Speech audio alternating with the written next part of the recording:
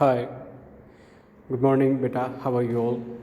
Yesterday I taught you the third level from your hornbill and where we are.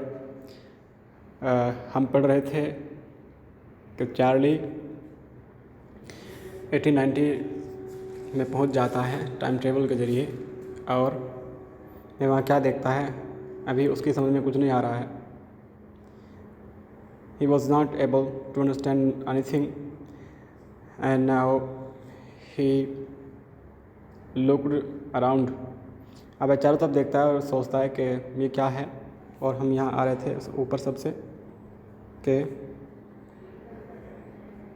ये देखिए यहाँ पर and the man in the booth wore a green eye shade and long black seal protectors. वह आदमी जो अंदर booth में बैठा हुआ था वह एक हरे रंग का आई शेड यानी टॉप होता है ना, हैट जो आई के ऊपर, वह पहने हुआ था और एक काले कलर की स्लीव प्रोटेक्टर्स यानी जो जिन्हें ग्लव्स वगैरह कहते हैं जो आप बाजू पर पहन लेते हैं ऊपर तक, वो पहने हुए था. This light were dim and sort of flickering and then I saw why they were open flame gas lights. फिर क्या देखता है जो वहाँ की लाइट थी वो डिम थी और धीरे धीरे फ्लिकरिंग कर रही थी, कभी जल बुझ रही थी, है ना. और फिर वह समझ जाते हैं, फिर वह चार्ली समझ जाता है कि यह ऐसा क्यों कर रही थी लाइट, क्योंकि ऐसा वाई देवर ओपन फ्लेम गैस लाइट्स. वे ओपन फ्लेम गैस लाइट्स होती है यानी वे ऐसी लाइट्स होती हैं जो एक तो बल्ब होता है अंदर उसके एलिमेंट जला हुआ होता है और बाहर बल्ब होता है, लेकिन एक लाइट जैसे मोमबत्ती का हम एग्जांपल लें, उसकी लॉक जैसी नहीं रहती, वो हवा से कभी ज़्यादा कम होती रहती है, तो उसे ओपन फ्लेम लाइट कहते हैं. तो उसी तरह से वो ओपन फ्लेम, बस वो कैंडल नहीं थी, वो ओपन फ्लेम गैस लाइट थी उस स्टेशन पर, उस थर्ड लेवल पर, ग्रैंड सेंट्रल स्टेशन के जिसकी ये बात कर रहे हैं. अब देखो आज का जो चैप्टर शुरू होता है. There were brass spittoons on the floor and across the station. A glint of light caught my eye. A man was pulling a gold watch from his vest pocket. वहाँ पर स्पिटून थे. स्पिटून्स किसे कहते हैं जिसमें थूकते हैं लोग, है ना. ब्रास पीतल के स्पिटून्स थे.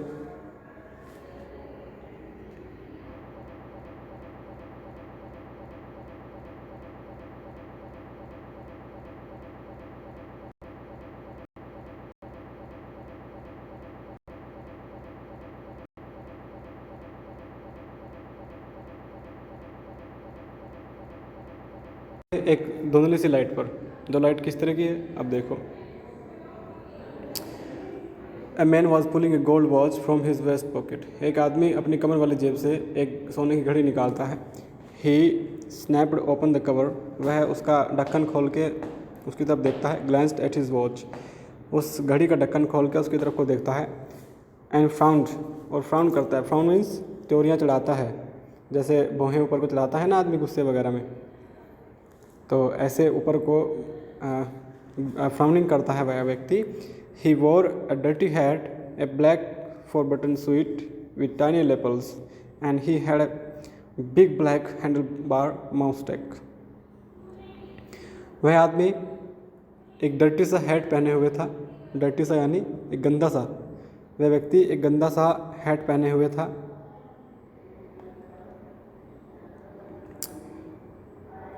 और ए ब्लैक 4-button सूट, और 4 बटनों वाला एक ब्लैक कलर का सूट उसने पहन रखा था. विथ टाइनी लेपल्स, जिसमें छोटे छोटे लेपल्स लगे हुए थे, छोटे छोटे बटन लगे हुए थे. Any had a big black handle bar Moustache, मतलब उसकी मूछें साइकिल के हैंडल की तरह बड़ी बड़ी थी, काली काली, उस व्यक्ति की जो स्टेशन पे बैठा हुआ था. Then I looked around and saw that everyone in the station was dressed like 1890 something. फिर मैंने चारों तरफ स्टेशन पे देखा. चार्ली बता रहे हैं कि चार्ली चारों तरफ स्टेशन पे देखते हैं, फिर उन्हें क्या दिखाई देता है. ऐसा लग रहा था जैसे 1890 में होता था सब कुछ, पुराना सा. I never saw so many beards, sideburns and fancy moustaches in my life. मैंने अपनी ज़िंदगी में इस तरह की दाढ़ी वाले व्यक्ति नहीं देखे थे. इतनी फैंसी, एक से एक फैंसी, मतलब डिज़ाइनदार मूछें अपनी ज़िंदगी मैंने किसी के नहीं देखी थी. A woman walked in through the train gate. She wore a dress with leg of mutton sleeves, mutton and skirts to the top of her high buttoned shoes. फिर उनकी नज़र कहाँ जाती है चार्ली की? A woman walked in through the train gate. एक आदमी train के एक औरत एक वुमन ट्रेन के गेट से आकर गुजरती है, बाहर निकलती है, ट्रेन के गेट से आती है और उसने क्या पहन रखा था? She wore a dress with leg of mutton. Leg of mutton, mutton किसे कहते हैं आपको शायद पता होगा कुछ को, जैसे मटन चिकन है ना, होते हैं ना, तो मटन जी हाँ भेड़ और बकरी का मीट होता है, तो भेड़ बकरी को कहिए। तो उस लड़की ने कैसी ड्रेस पहन रखी थी? सी वोर dress with leg of mutton, भेड़ की टांगों की तरह या बकरी की टांगों की तरह की उसने एक ड्रेस पहन रखी थी, जिनकी स्लीव्स पर अपने बाजुओं पर भेड़ की टांगों की तरह कोई ड्रेस उसने फरदार यानी इस पे बाल वगैरह के जैसे थे वो पहन रखी थी, और स्कर्ट्स पहन रखा था ऊपर, ठीक है, टॉप और स्कर्ट्स पहन रखे थे उसने। अब back of her out on the tracks I caught a glimpse of a locomotive very small Currier and Ives locomotive with a funnel shaped stack and then I knew. फिर उसके पीछे देखकर उन्हें क्या समझ आता है? एक लोकोमोटिव पर, एक इंजन पर, जो इंजन कैसा होता है बेटा? जो करियर का होता है, करियर यानी जिस पे वजन रख कर ढोते हैं ना, कैरी मीन्स पता है ना, ले जाना, ढोना। तो जो करियर और आइव्स का छोटा सा इंजन था, और जिसकी चिमनी कैसी थी? जैसे आपका कीप होता है ना, कीप समझते होंगे, जैसे तेल वगैरह डालते हैं किसी बर्तन वगैरह में, बड़े बर्तन से, कीप की तरह उसकी चिमनी थी जिसमें को धुआं निकलता है। और फिर कहते हैं देन आई न्यू, फिर मैं समझ गया, मतलब है देन आई न्यू, फिर मुझे पता चल गया कि मैं कहाँ हूँ। To make sure I walked over to a news boy and glanced at the stack of papers at his feet. फिर वह कहाँ गए? एक न्यूज़ बॉय के पास जो अखबार बेचता है ना, और उसके पास समाचार पत्र उन्होंने देखे, मतलब न्यूज़पेपर देखे, और देखकर जो उसके पैरों में पड़े हुए थे। टू मेक श्योर, इस बात का श्योर करने के लिए, है ना, पूरा पक्का अंदाज़ा लगाने के लिए कि मैं कौन सी एज में पहुंच गया हूं, वो किसके पास गए? अखबार वाले के पास। क्यों? क्योंकि अखबार पे डेट डली होती है ना, उनको एग्जैक्ट पता चल जाता है कि ये आज के अखबार बेच रहा है, आज डेट देखो अखबार पे क्या डली है ना। To make sure I walked over to a news boy and glanced, और देखा at the stack of papers at his feet, और मैंने उन पेपरों को देखा जो उसके पैरों में पड़े हुए थे। It was the world and the world hasn't been published for years. ये न्यूज़पेपर कौन सा था? The world. कौन सा? The world. और द वर्ल्ड तो सालों से नहीं छपा। फिर ये बताते हैं कि ये न्यूज़पेपर कौन सा था? द वर्ल्ड था, और द वर्ल्ड तो कई वर्षों से नहीं छपा है, फिर ये भी बताते हैं, है ना। उसके बाद the late story said something about president Cleveland. I have found that front page since in the public library files and it was printed June 11, 1894। जो लीड स्टोरी थी, यानी जो फ्रंट पेज था, said something about president Cleveland, वो president Cleveland के बारे में उस पर कुछ खबर छपी हुई थी, जो उस दौरान के प्रेसिडेंट रहे होंगे 1894 के आसपास के, तो उस प्रेसिडेंट क्लीवलैंड के बारे में खबर छपी थी। यानी आज तो उसकी खबर नहीं आएगी, उस दौरान उसकी खबर खूब चर्चा में चलती होगी, जो करंट प्रेसिडेंट था। तो फिर वह उसकी डेट चेक करता है कि देखो डेट कहीं लिखी होगी। I have found that front page since in the public library files and it was printed June 11, 1894। फिर वो वहाँ से मतलब लाइब्रेरी में वो सेम न्यूज़पेपर ढूंढते हैं, उन्हें मिल जाता है, और उस लाइब्रेरी में उन्हें न्यूज़पेपर पर डेट दिख जाती है। जो डेट क्या थी? वह न्यूज़पेपर कब प्रिंट हुआ था? जून 11, 1894 में, 11 जून 1894 को वह न्यूज़पेपर प्रिंट हुआ था। अब वो समझ जाते हैं कि अखबार कब का है, मैं कहाँ पहुँच गया हूँ, मैं 1894 में पहुँच चुका हूँ, एग्जैक्ट पता चल जाता है। I turn toward the ticket windows knowing that here on the third level at Grand Central I could buy tickets that would take Louisa and me anywhere in the United States we wanted to go. फिर ये क्या करते हैं? ये ticket window के पास जाते हैं, और वहाँ क्या करते हैं? वहाँ ये जाकर सोचते हैं कि मैं क्यों ना ये टिकट खरीद लूँ, है ना, फिर ये उधर जाते हैं, ये सोचते थे कि मैं टिकट खरीदूँ और लुइसा को जाकर दिखाऊंगा, और उस टिकट के ज़रिए मैं लुइसा को भी लेकर अमेरिका में किसी भी जगह 1894 में जा सकता हूँ, उसको भी सैर कराऊंगा टाइम टेबल की। इन द ईयर 1894, 1994 में, and I wanted 2 tickets to Galesburg Illinois, ये बेटा जगह का नाम है, और मुझे 2 टिकट चाहिए थे। इसने क्या कहा कि मुझे 2 टिकट चाहिए, कहाँ के? गेल्सबर्ग के और इलिनॉइस के। ठीक है, आगे देखो। देन ब्रश लेते हैं। I stopped, I went back to my stamps, मैं रुका, मैं वापस अपने स्टैम्प्स, जो ये स्टैम्प्स कलेक्ट करते थे उनमें इन्होंने देखा। But now we were both looking every weekend because now we have, ये हम कहाँ आ गए हैं? रुकिए ज़रा, ओ ठीक ठीक ठीक, सॉरी वो इधर वाला हो गया था। ठीक है, यहाँ से देखें तो वो कहाँ जाता है? उस टिकट विंडो पर जाता है ना। और उसे क्या चाहिए था? क्या चाहिए था उसे? टिकट चाहिए था, है ना। फिर have you ever been there? It's a wonderful town still with big old frame houses, huge lawns and tremendous trees whose branches meet overhead and roof the streets. क्या तुम कभी वहाँ गए हो? कहाँ पे? जहाँ के टिकट लेना चाहते हो, है ना। वह अभी बहुत अच्छा नगर है, बहुत ही वंडरफुल सा है, जिसमें क्या है? जिसमें सारी चीज़ें लकड़ी की बनी हुई है, बड़े बड़े गार्डन्स है, बगीचे हैं, है ना, और बहुत बड़े बड़े पेड़ हैं जिनकी टहनियाँ क्या करती हैं? सड़कों पर फैली हुई हैं, है ना। एंड ट्रिमेंडस ट्रीज, ट्रिमेंडस नहीं, वेरी ह्यूज, विशाल, बहुत बड़े बड़े tremendous trees whose branches meet overhead, जिनकी ब्रांचेस ऊपर छत से मिली हुई है। एंड रूफ द स्ट्रीट्स, और गलियों, जो गलियों के ऊपर रूफ बना लेती है, छत बना लेती है। कैसे? मैं बताता हूँ। जैसे आपने देखा होगा कि किस सड़क पर इधर भी पेड़ इधर भी पेड़, है ना, और दोनों पेड़ों की छत ऊपर से मिल जाए, है ना, और एक छत सी बना लेती है, वो काम वो ट्रीज करते थे उस एरिया के जहाँ का वो टिकट चाहते थे, है ना।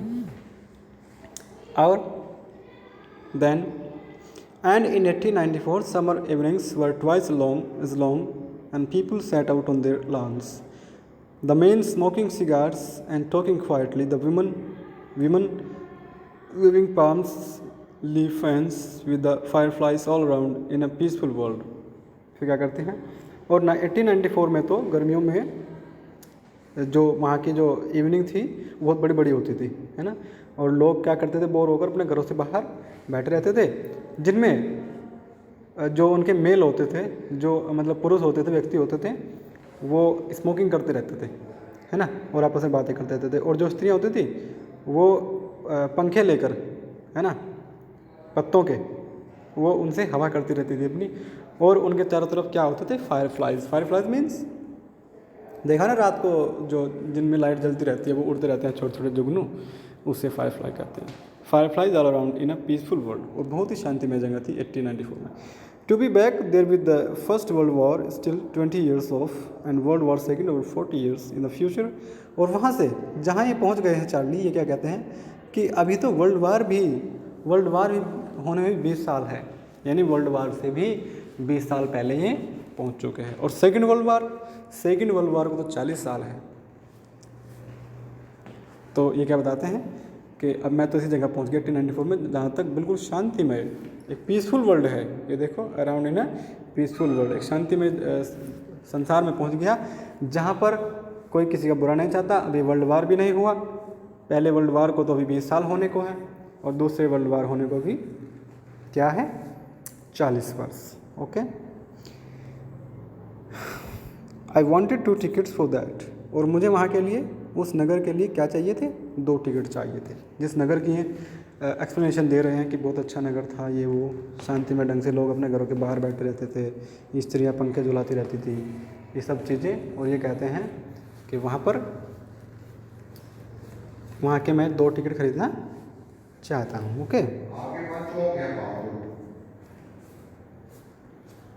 ओके, ये पहुँच जाते हैं स्टेशन पर। फिर देख क्या होता है। The clerk checked the fare, he glanced at my friend's headband, but he figured the fare and I had enough for 2 coach tickets one way. फिर क्लर्क ने किराया चेक किया जहाँ का इन्होंने कहा कि मुझे उस नगर में पहुँचना है। जो क्लर्क बैठा था जिसके पास ये गए थे, बड़े बड़े मूँछों वाला जो घड़ी की तरफ को देखता था, उसके पास गए। इसने कहा कि टिकट चाहिए वहाँ का। उन्होंने हिसाब लगाया है, उन्होंने किराया यानी फेयर यानी भाड़ा चेक किया। He glanced at my fancy headband. उसने चार्ली के जो हेड पहन रखा था उसकी, वो बहुत फैंसी था, वो तो मॉडर्न एज का था। उसकी तरफ को देखा, यार कैसा हेड पहन रखा है, कहाँ से आया भाई, कहाँ से आ गया आदमी। But he figure the fair, लेकिन उसने कोई ज़्यादा ध्यान नहीं दिया। फिर उसने किराए को फिगर किया, है ना, निकाला यानी हिसाब लगाया। And I had enough for 2 coach tickets one वे। और एक तरफ जाने के लिए जितना पैसा उसने बताया, इससे ज़्यादा ही पैसा इनके पास थे, मतलब इनके पास इनफ मनी थी। Okay, but when I counted out the money and looked up the clerk was staring at me. लेकिन जब इसने पैसे निकाले और गिनने शुरू किए उसके सामने, तो क्लर्क किसी तरफ को स्टेयर कर रहा था, क्लर्क इनकी तरफ को घूरने लग गया। ही नोडेड एट द बिल्स। उसने मना कर दिया, नोडेड यानी सर हिला दिया, ठीक है। फिर that ain't money mister, he said, and if you are trying to skin me you won't get very far. And he glanced at the cash driver beside him. उस आदमी ने क्या कहा, if you are trying to skin me, है ना, उसने कहा ए mister that aren't the money. Ain't कहते हैं आर नॉट या इज़ नॉट या एम नॉट की एब्रीविएशन ही, शॉर्ट फॉर्म का ना। दैट एंट मनी, भैया ये पैसा नहीं है, जो आप पैसा ले रहे हो ये पैसा नहीं है मिस्टर, उसने कहा। And if you are trying to skin me, और यदि आप मुझे स्किन करना, छलना, तुम यदि मुझे छलने का, मुझे धोखा देने का प्रयास कर रहे हो, यू वॉन्ट गेट वेरी फार, तुम ज़्यादा देर तक नहीं जा सकोगे, ज़्यादा लंबे नहीं जा सकोगे, मैं तुम्हें जल्दी ही पकड़ लिया हूँ कि तुम्हें धोखा दे रहे हो। And he glanced at the cash driver beside him. और उसने क्या देखा, उसके पास जो ड्रॉवर था उसमें पैसे पड़े हुए थे, उसकी तरफ दृष्टि डाली। कैसा होता है पैसा, देखो, है ना। Of course the money was old style bills, half again as big as the money we use nowadays and different looking. Of course, अवश्य ही, जो धन था वो दूसरी तरह का था, ओल्ड स्टाइल का था, है ना। और जो हम पैसे चलाते हैं आजकल चलाते हैं, नावडे चलाते हैं, उससे बिल्कुल डिफरेंट एंड डिफरेंट लुकिंग, उससे अलग दिखता था। I turned away and got out fast, there is nothing nice about jail even in 1894। ये तुरंत वहाँ से मुड़ गए। I turned away and got out fast, और वहाँ से जल्दी से बाहर निकल गया। There is nothing nice about jail, कि जेल अच्छी नहीं होती, है ना। There is nothing nice about jail, jail में कुछ अच्छा नहीं होता। इवन इन 1894, यहाँ तक कि 1894 की जेल भी अच्छी नहीं है। जेल तो जेल है, चाहे 1894 की हो चाहे 1900 की हो, ये कह रहे हैं, ठीक है, कि भाई मुझे जेल में नहीं जाना। ओके, फिर एंड दैट वॉज दैट, बस इतना ही हुआ, है ना, जो मैं बता रहे थे वो इतना ही था। ओके,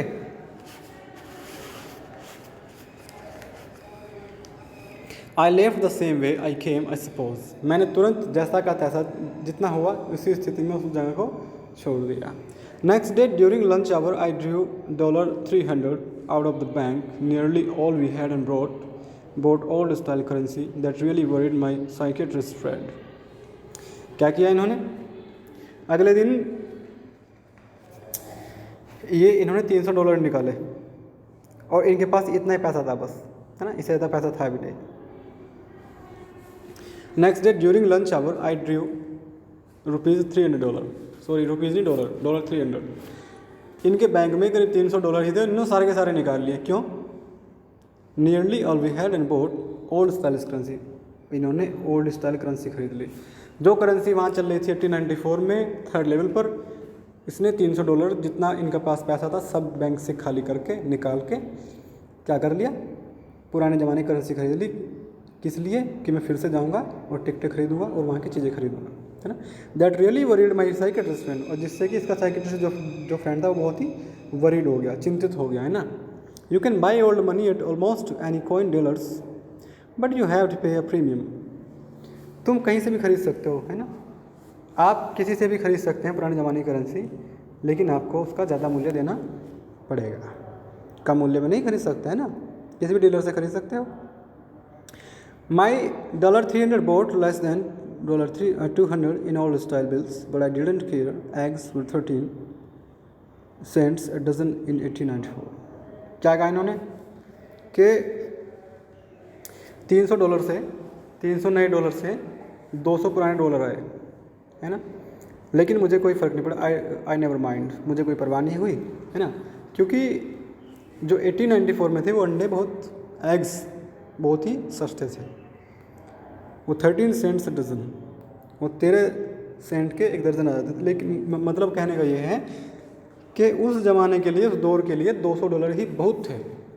अपने $300 दे के $200 इन्होंने खरीदे। But I never again found the corridor that leads to the third level at Grand Central Station, although I have tried often enough. लेकिन मुझे कभी फिर से वह कॉरिडोर नहीं मिला जिससे मैं ग्रैंड सेंट्रल स्टेशन के थर्ड लेवल पर पहुंच सकूं।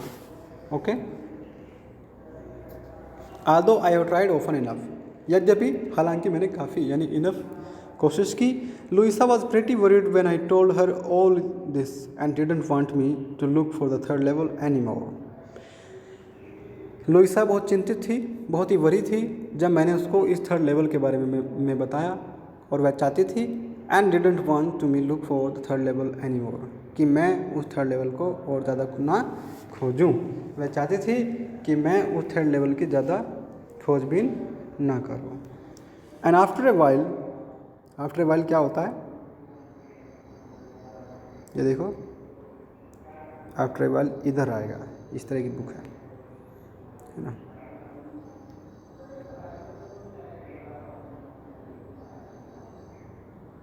And after a while I stop, I went back to my stamps. और फिर कुछ टाइम के बाद मैं रुक गया, यानी मैंने उसको ढूंढना बंद कर दिया, और फिर मैं वापस अपने स्टैम्प पर पहुंच गए। यानी जो काम ये किया करते थे उसी काम में अपने लग गए।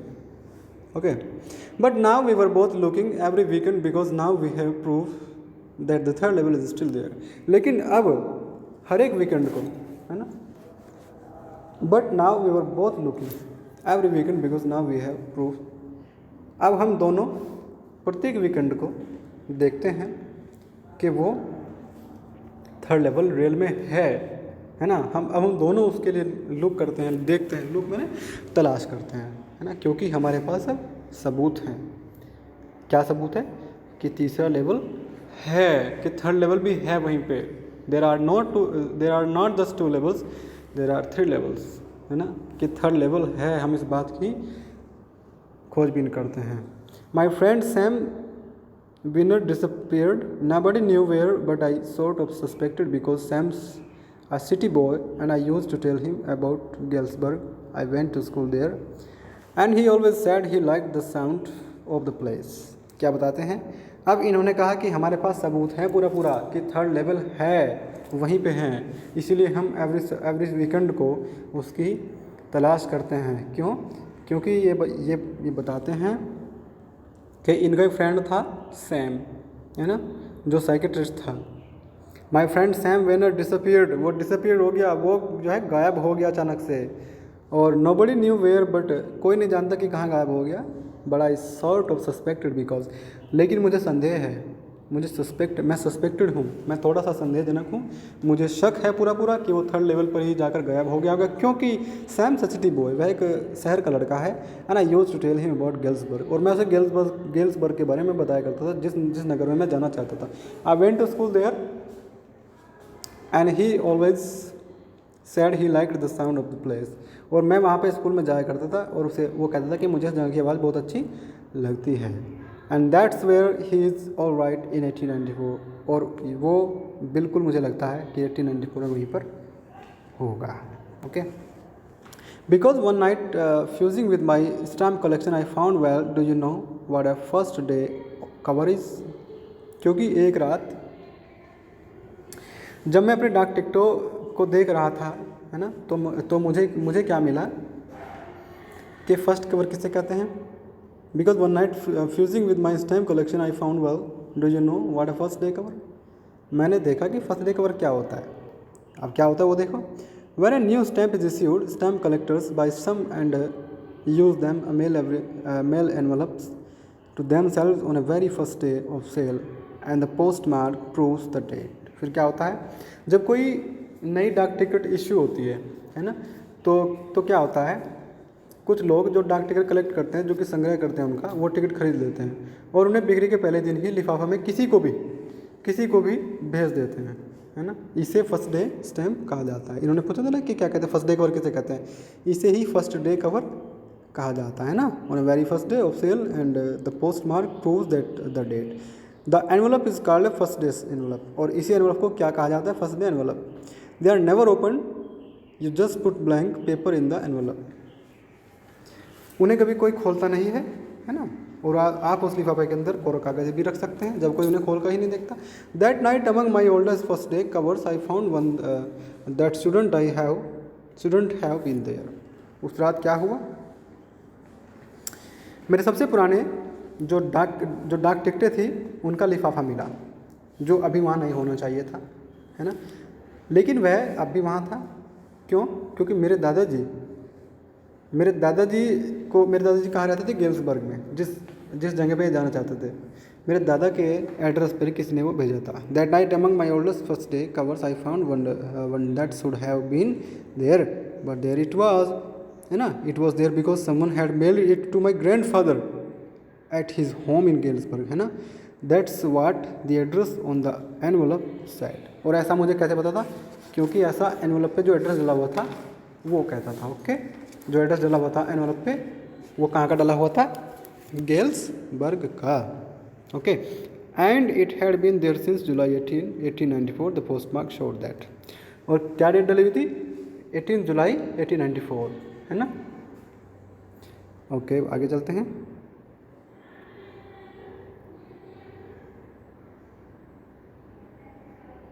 और ऐसा उनको कैसे पता था, क्योंकि उस पर जो पोस्ट मार्क था वो दिखा रहा था, है ना। The post mark showed that, yet I didn't remember it at all. फिर भी मुझे ये कभी याद नहीं था। The stamp was a 6 cent dull brown with the picture of President Garfield. Stamp क्या थी, 6 सेंट की थी, थोड़ी ब्राउन थी, धुंधली थी, जिस पे पिक्चर किसकी लगी हुई थी, प्रेसिडेंट गारफील्ड की। Naturally when the envelope came to granddad in the mail, it went right into his collection and stayed there till I look it out and opened it. Naturally मतलब स्वाभाविक, मैंने कहा था ना कि किसी के भी एड्रेस पे भेज देते थे, तो नेचुरली वो मेरे दादा के पास आ जाता, मेरे ग्रैंड डैड के पास आ जाता है मेल से, है ना, और वो उसे अपने कलेक्शन में रख देते हैं, वो उसे कभी नहीं खोल कर देखते, और इसीलिए वो आज भी वहाँ था। मैंने इसको खोल कर देख लिया। The paper inside wasn't blank, it read. उस पेपर में अंदर कुछ भी नहीं लिखा था, मतलब कुछ भी वो खाली नहीं था, है ना, वो ब्लैंक नहीं था, उस पर लिखा हुआ था। क्या लिखा हुआ था, 941 विलायर्ड स्ट्रीट, जुलाई 18, 1994, गेल्सबर्ग, इलिनॉइस। ठीक है, तो इस पर ये लेटर किसने भेजा था, चार्ली ने, जो उसके फ्रेंड थे, जो उसके वो थे सैम ने, क्योंकि वो 1894 में चला गया था, है ना। कहते हैं ना कि वो एकदम से गायब सा हो गया था। तो उसमें क्या लिखा हुआ था, चार्ली, तो उसने चार्ली पे भेजा था वो, इसके दादा के एड्रेस पे, क्योंकि वो तो 1894 का एड्रेस जानता था, चार्ली का नए ज़माने का एड्रेस उसे क्या मालूम। तो 1894 वाले से दादा के एड्रेस पर ही भेजा था उसके। ये तो याद रहा कि मेरे इसके दादा चार्ली थे, यहाँ रहते थे, तो शायद उसको मिल जाएगा address.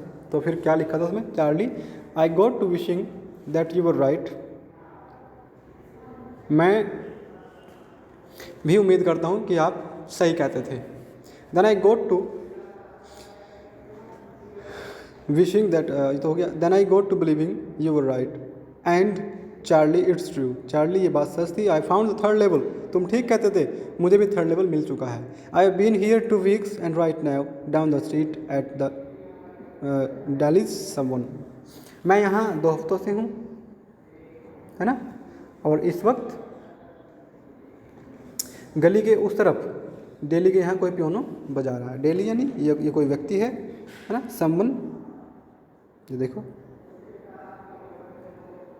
Eight the stamp and coin store I go to, I found out, ये इधर तो नहीं है ना, ठीक है, ओ यहाँ पे। And they're all out on the front porch singing Neil home. और मैं इस नाम का गाना गा रहे हैं, singing Neil home. Okay, and I am invited over for lemonade. और मुझे लेमन एड के लिए इन्वाइट किया गया है, मुझे नींबू का शरबत के लिए उन्होंने इन्वाइट किया है। Come on back Charlie and Louisa, keep looking till you find the third level, it's worth it believe me. हाँ ये सच में है, इसका मूल्य है, ये बेकार की बात नहीं है। चार्ली और लुइसा प्लीज़ ढूंढना जारी रखो और थर्ड लेवल पर आ जाओ, ये सच है, ऐसा मुझे विश्वास है कि आप इसे ढूंढ लोगे। The note was signed Sam, और नोट पर किसके साइन हुए थे? सैम के। फिर आगे देखते हैं। At the stamp and coin store I go to, I find out that Sam bought $800 worth of old days currency. जब मैं उस शॉप पर गया जहाँ पर वो मिलते थे पुराने ज़माने के वही डॉलर्स, तो मुझे पता चला कि सैम ने $800 वहाँ से पुराने ज़माने के ओल्ड स्टाइल करेंसी के खरीदे थे। That out to set him up in a nice little hay feed and grain business, he always said that's what he really wished he could do, and he certainly can't go back to his old business. Not in Galesburg, Illinois, in 1894, his old business. Why Sam was my psychiatrist. क्यों? फिर इन्हें पता चला कि उसने $800 खरीदे थे और इससे का छोटा मोटा बिजनेस कर सकता था, किसका? घास फूस का, चारा वगैरह बेचने का और पशुओं के लिए खाने की चीज़ें यानी घास फूस, वही मैंने बताया, और अनाज वगैरह का बिजनेस शुरू कर सकता था। क्यों? क्योंकि उसको यह बिजनेस अच्छा लगता था, है ना। और उसने, क्योंकि वह चाहता है कि जो मेरे डैडी धंधा करते हैं मैं वो नहीं कर सकता, मुझे ये घास फूस का बिजनेस अच्छा लगता है ना। और 1894 में तो कम से कम उसका धंधा जो उसके डैडी करते थे वो नहीं करना चाहता, वो अपनी मर्ज़ी का धंधा किया, क्या? घास फूस बेचने का, और उसका पुराना धंधा उसने नहीं किया। क्यों? क्योंकि सैम, क्या कहते हैं, why Sam was my psychiatrist, क्योंकि सैम को जानते थे, क्योंकि वह इनका क्या था? साइकेट्रिस्ट।